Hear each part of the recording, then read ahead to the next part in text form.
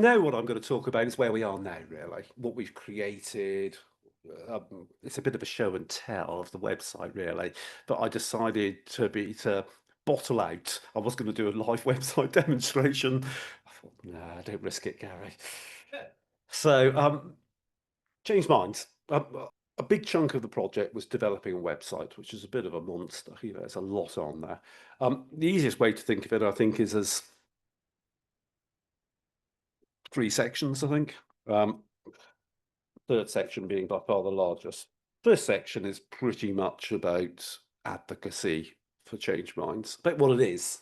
I was about to try and scroll through it, but it's a slide, isn't it? So it's got information on there about what happens in change minds, information on the impact we've had, examples of some of the creative work which has been done in change minds, and it's a place where partners potentially we're working with can go to find out more, because I'm always talking to people about change minds, but also potentially for participants as well. Next section of it is about information on helping people set up their own change minds projects. What we're trying to do, it goes back to that thing I said about money. I mean, it's dreadful talking about money so much, but we're all really busy. We've got too much to do all the time. And the time we spend having to think about things is good, but sometimes it can be avoided. And the more we can avoid that and follow what I'll boastfully say is good practice, the better. Yeah. So part of it is about setting up a change minds project. So this page here, you know, it's talking about what you can have, but on the right, you'll see, you know, it's got information on the project partnership, you know, including that diagram, which I've shown you a couple of times. Within that, it's got model agreements. So the change minds methodology, each partner signs an agreement where it lays out what the responsibilities of the partner is during the delivery phase. It can be edited, and you know, all tripartite partnerships are different and vary slightly.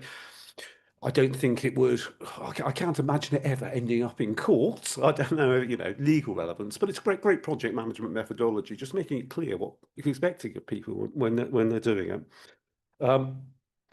One of the things I have found, though, is I can be quite enthusiastic about change minds because I've been involved in it quite a lot, and you know, I'm a big fan. But where people haven't run it before, quite often they need more support than perhaps I anticipated in getting those partnerships set up. But that's something I've been doing, you know. Great thing about modern Teams technology, you know, be able to do meetings online. You know, it's very easy for me to have meetings with people all over the country. There are things on like there, like project planning. I'm a big Gantt chart fan. I like a good Gantt. So there's a Gantt chart for people to download and fiddle with, you know, which lays out the process of the project. Another thing on there, there's a model budget. You know, is how much it costs. Largest cost on there is people. Change Minds works on the basis of having a project coordinator. That's the person who is ever present, runs all of the sessions. When we very first head up who we employed, we were interviewing, we were advertising, and we had this job description, which is included on the website, but it was asking too much. It was asking for lots and lots of sort of like, oh, you know, you researched your family history, you know, historical research. And it was asking for mental health skills and those are more soft skills. So actually we changed it and we decided, well, actually, those heritage skills, we've got those, haven't we? Whereas actually what we need to make sure we have to run the CAS is some more of those soft skills. So the emphasis was very much on that. So that's the largest chunk of it. But there's money in there, as I said, that transport, you know, and that's where, well, you know, projects vary. Running a Change Minds project based here for people in Norfolk obviously involves more transport costs than if they were people living in Norwich. So those vary a bit. And that £10,000 also includes money which pays for the hub support. I think it's up to 1250 because it's in there, £1,000 for hub support. So we provide the materials through the website. We provide training. We provide quality control, if you like, so that we attend the board meetings, take part in the board meetings, act as a point of reference throughout the project. And also, um, when we've had a large pot of money from the lottery, 80,000 or something, chunk of that is for evaluation. You have evaluation consultants in, which is fine. Um, but we work on the basis that with this, when you've got sort of, £10,000, spending £2,000-3,000 on evaluation doesn't seem like you're targeting your resources at where it's best. So we rely heavily on the questionnaires which go out, which have got free text in them. Those all get collected centrally by the Change Minds Hub. And then we produce an evaluation report from those and feedback we get from attending the project boards and the project coordinator. We actually, they've been quite useful. But also what that means is we're using this when web-based methodology and we're slowly gathering more and more data. I think, we need tracks first and second, um, but we'll get to the level where we do have statistical validity for it, which will then fit in with health metrics. And that's a sort of longer term ambition.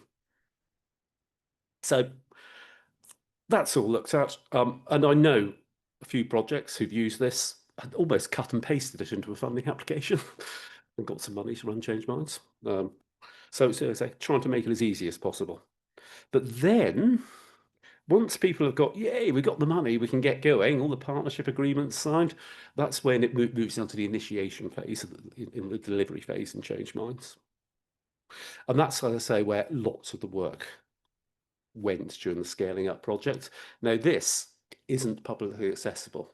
We're working in an area where, I suppose the blunt way of putting it is we really don't want people going off half-cocked doing this sort of work. This actually is significant work, certain risks, certain skills needed, so you can't do a half-baked Change Mind. Possibly do slightly shorter ones, but you have to have all those safeguards and methodologies in place. That delivery resource is really, it's a step-by-step guide for running a Change Minds project from initiation to finish. You always got to have a project close phase. Many years ago, I was a Prince 2 project manager, and it's always drummed into you that you have to do a project close phase. But it's good because at the end of the project, you should reflect and look at what's gone well and what's gone badly. The initiation phase, it's a list of all the things on there which come with it. And I say you can run through those step by step. You don't have to. And we've gone down into quite a level of detail with it, just trying to make it easy for them. So there's a set program for project board meetings, and we've got the draft agendas on there, so you can download the agenda and adjust it. Again, people aren't going to have to spend half an hour thinking and having pre-agenda meetings to work out what's on the agenda. It's there. Um, Job specifications. This is the project coordinator job specification. There is a job specification. There's a framework for employing creative facilitators. So there's a document there. If you haven't got your own, you can use that because they're used for delivery of 2 workshops in the second half. We had designers in for the first Future Change Minds project to produce leaflets. It wasn't hugely expensive, but we're talking multiple hundreds of pounds. So what we've produced is a leaflet, a template, where it's got it all in, and you put your photograph in, change where the X's are somewhere on there, I think, and you put your logos on, tailor it a little bit, then you can print it out on your own photocopier. So you don't have to, drives that cost down again. Risk assessments, there's, I think this is the one, the visit for the external heritage site. It's not a final product, but it gives people a starting point for, because if you're doing an external visit, you really should be doing a risk assessment. And then the Change Minds evaluation. So the Warwick Edinburgh Mental Wellbeing Scale, I'll say it again, basis for it, where we bring all these, hopefully the hub is gathering all of this data together to build a real corpus, massive amounts of great quality. Finding those quotes I had in the speech bubble in the first part was really easy. There are so many of them. Uh, we've got the methodology, but we also make sure that the procedure for it is there. So part of when you're doing the methodology, people need information on what you're doing for evaluation. So they should have leaflets telling them what they're agreeing to. They should have a form where they're agreeing to take part in the evaluation or not if they don't want to. It's fine. And so we've included all that, and we also have another video of me where I'm giving an informed consent talk. So first projects we had Victoria come in from UEA who was doing the evaluation there, and she talked into the group, which is great. That's quite expensive to do that sort of thing when somebody's charging like 70, £80 an hour. Uh, so having a video just makes it much more efficient, and it works. So what have we got next? Right, then it moves on to, once you've gone through that list, you're ready for your research workshops. That's where the fun starts, really. And for each of the workshops, we have a separate section which lays out what's going to happen in those workshops, what you need to do to prepare, what materials you need for the workshop, what you need to do in advance, what you need to do on the day, reminders about things like make sure you've got the tea, coffee and biscuits. And it has a time, within it, there is a change mind sessions. We work on the basis of allowing 2.5 hours. So there's plenty of space within the session, and it's got a timetable for each element of those sessions. It's got a downloadable version of that, because part of the methodology is people should know what's happening all the time. People should know what's happening on the day. People should know what's coming up next, so people are always aware. And so you can download that timetable and you pin it up on the wall. So if anybody wants to know what's coming up after the break, they can just go and have a look. I should have bought my glasses today because I can't read my notes, but um, yeah, choosing research subjects. Part of that, this is workshop 2 when people really get into that nitty gritty and that empathetic relationship starts. But part of what we do is we provide guidance on some of the criteria you need to bear in mind when choosing those. I mentioned how we like to have people with a positive outcome, ideally photographs at the end and the beginning and that sort of time range. But it's also something you really don't want to include, which are fairly obvious. But we just give some criteria for you to do. I think one of the things which I tell people not to do with change minds is sometimes people think, well, I need to find out if this is an interesting person, so I'll do loads of research. And you don't want to do that. One is you haven't got the time to do it, but also part of this experience is these people are forgotten. These people died over 100 years ago, and nobody's thought of them for over 100 years. And people taking part in Change Minds, it's like remembering those people, bringing them back to life. And if that's all been done beforehand, it's not authentic. Authenticity gets something gets talked about a lot, but I think that's really important. There's that honesty to the process you're doing, and that relationship which participant is developing with that person. It's really important. In the this and a few others, we commissioned professional videos as well. So this has got a top tips on paleography video, which is almost as good as Victoria's slideshow for the case, which we saw. Yeah, uses highlightings, but it's laying out, because when people sit around in workshop 2, we tend to sit. Sometimes we do it with cafe style. Sometimes we do it on a big horseshoe, where we go through a case. So the website provides a case with a transcript, which can be used for joint reading. It provides something which actually Richard Johnson did for us. We've got a glossary PDF, which people can print out, and we give that as part of the pack, which people have. But it's building up people's confidence to be able to read it. Because when you look at something which, it's old handwriting, and a bit like what I'm experiencing now with my own, you look at it, I can't read that. But actually, when you take your time and learn a few paleo, you can. You get your eye in. You try to stop reading whole words, and you break down letters sometimes. You look for patterns. So it's about building that up. But also, that's really good workshop, because that's where discussion really starts. I remember having discussions in the workshops about that thing about work and rest, And people working in the hospital, is that for therapeutic purposes, or are they just making use of them as free labour? But it's great for those discussions to start flowing. Um, then we have resources, there's resources for each of those workshops. There's guidance, risk assessment, that sort of thing for the trip out. And then there is the creative phase. This isn't as detailed. We structure it so the budget is based upon having creative facilitators for 2 workshops.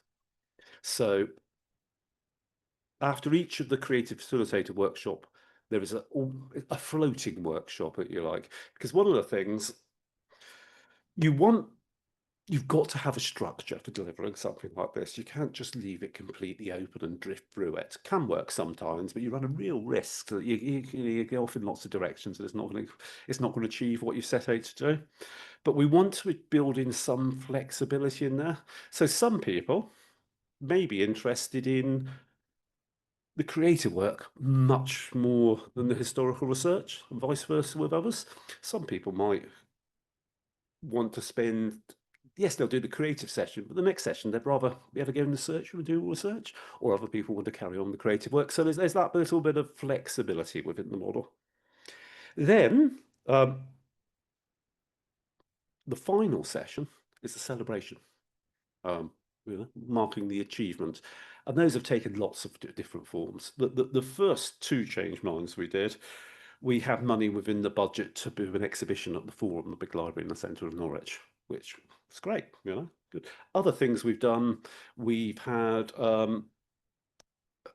invite your family and friends events here, where we've had somebody, he's just left, the chair of my records committee was sat at the back just now, and I had him over giving in to give out certificates for everybody at the photograph. Oh, we have a big cake and that sort of thing. We've put exhibitions out in our display case. Project which is running at the moment is they're preparing some work which will go permanent in the search room. That's marking the project. So there are loads and loads of things which can be done. So it's a really useful resource.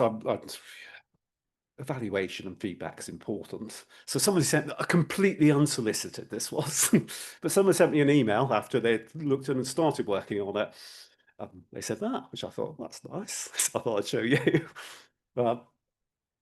So, and somebody else has been saying to me, we've got a project running at the moment, and the project coordinator who'd run that project before had to leave at short notice.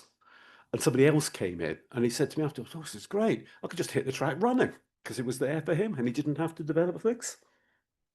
But now, as I say, we're coming to the end of the scaling up Change Minds project. Did we apply for money? 2021. So it's been running for about 3 years. We've delivered the 6 workshops, the 6 iterations across England and Wales. So, which I showed you the logos of earlier. We've delivered the website. We're delivering a conference. And the question is, where next? Always. So we're back to where I was back in just before COVID about what do we do next? Now, things are still moving on constantly. So at the moment, there are Change Minds projects. There's one starting with the college in East Anglia again in the new year. It went so well. It's great when people come back and want to do things again. We got money from that from a local charity in Kings Lynn. We applied to them and they funded it, and that was actually a really easy process. I think one of the, I'm back to money again, but one of the things about squeezing down the cost is it does open up other funders.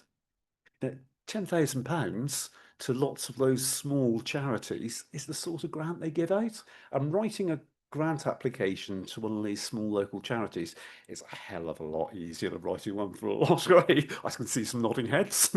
So, that's more feasible to achieve. And currently we have a project which is drawing to a close on Jersey. Where the archives have worked with a mental health service provider, Action for Mental Health. What are they called? I can't remember what they're called. That's dreadful. But and actually, the charity, the mental health service provider, did the application and got it from their community fund, and they're planning to run multiple projects. And the hub, helped them develop the project, helped a bit with the application, provided information. They wrote it, and then provided training, and I'll be doing the evaluation, and I've got the final project board meeting just before Christmas. And we have one in Carmarthenshire, which was actually slightly shorter than the normal Change Minds projects, have quite such huge amount of funding as they had before. I'll be interested to see the impact of shortening. It's like 12 does feel like a good number of sessions, but we're always experimenting. In Carmarthenshire, they received money from the Welsh Assembly Government, from their Libraries Archives body, to fund running a pilot for Wales. But their adult social services director was really impressed and so gave them money to do it again. It's a great way of getting funded. I think that is actually money which is a Welsh fund for um, strategic working between local authorities and the NHS. So it's a good example of something which we were talking about earlier. And then we're going to see where we can take it next. I'm always interested in people contacting me. I do have quite a few conversations with people contact me about Change Minds, and we try to develop projects together. I'm waiting a little bit about the Restoration Trust is going through a transitional phase at the moment with a lottery project. Now, there are a few members of the project board in the room with me, and I'm much more comfortable. Laura, who I developed Change Minds with, retired, which a fairly small charity, and the director leaves, and the founder. Um, and there are consultants working with lottery support at the moment, and there's a plan being produced where it goes next. And I think certainly Change Minds will be part of that, and it's how we develop that will give me an idea. What I ideally like to get to is the stage where, yeah, people can keep applying for local funding. Great, right to the Freeman in Norwich. They often dish out £10,000 grants. Great, but I think a really good way of running something like this is you have a central pot of funding. So the hub running a central pot of funding, and then it can work with projects because we've got to cover hub costs. My chairman's left. That's like the council really happy with this. But I'm doing work which I'm paid by Norfolk County Council, and I'm doing work on Jersey at the moment. But they're paying me to do it, so I can get away with it. But that's because it's part of a Change Minds project doing speculative work around the country, and that sort of thing costs money. And it's part of the project development and all of that at the moment. But I want to make Change Minds sustainable so it can go on. And there are costs involved at keeping the website live, improving it. At some stage it'll have to be updated. When we reach the stage of getting statistical validity, I want to employ consultants so we get some really good health metrics coming out of Change Minds, to talk that language. So what I'd really like is it's not going to happen for a while, but to look at getting a larger pot of money so we can do a more of a constructive dialogue with people who want to run the Change Minds project, help with the support. I can do that now still. But then when they've reached the point where all the partnership agreements are signed, then the hub can say, well, here's the money, which will work really well. But I don't know if I'm ever going to get there. So at the moment, I'm pushing various projects around Norfolk and around the UK. And that is the end.